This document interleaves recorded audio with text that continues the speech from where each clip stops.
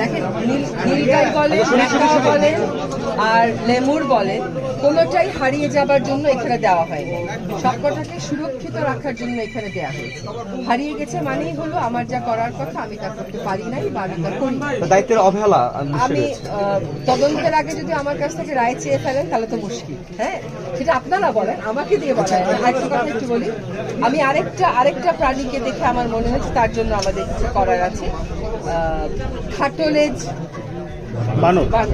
খাটোলেজ বানর নাকি একটাই আছে। একটা খাটোলেজ বানরকে নিঃসঙ্গ অবস্থায় 7 বছর যদি আমি রেখে দিই, এটা তো সাফারি পার্ক হলো না, তাই না? এখন সেটা কেমন করে আমি ব্যবস্থা করব? দেশে আর কোনো খাটোলেজ বানর নেই, তাহলে অন্য কোন দেশে আছে, তার সাথে আমি কি ধরনের সহায়তায় যেতে পারবো সেটাও আমাকে কিন্তু চিন্তা করতে হবে।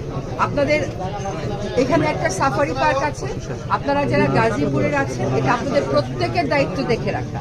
এটা একটা জাতীয় সম্পদ, কিন্তু আপনাদের উপর দায়িত্ব কিন্তু একটু বেশি। এটা আপনাদের এলাকায় আছে।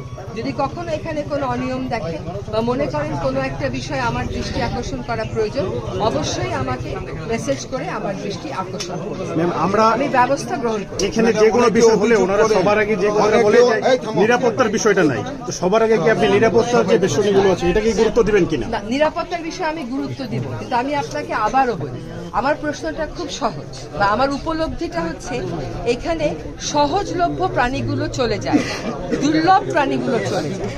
নিরাপত্তার অভাব হলে সবই চলে যেত, ময়নাও চলে যেত, টিয়াও চলে যেত। কর্তৃপক্ষ বারবার একটা কথা বলে যে বেষ্টনীগুলো পূরণ হয়ে গেছে। বেষ্টনীগুলো পূরণ হয়ে গেছে, তারা সরকারের কাছে কবে আবেদন করেছে, সরকার কেন সেই আবেদন দেখেন, এটা দেখতে হবে। সরকারের যদি টাকা না থাকে, এখনকার যুগে কিন্তু বন্যপ্রাণী প্রেমীর সংখ্যা অনেক বেড়ে গেছে, তারা নিশ্চয়ই এগিয়ে আসবে সহায়তা করতে। তো এটা নিরাপত্তা ব্যবস্থার সাথে সাথে মনস্তাত্ত্বিকও আমার উন্নয়ন করতে হবে। আরেকটা হচ্ছে অ্যানিমাল ওয়েলফেয়ার, এরা ভালো থাকবে সেটা দেখে। আর আমার বন বিভাগের সক্ষমতার সাথে সাথে কমিটমেন্টটাও বাড়াতে হবে সব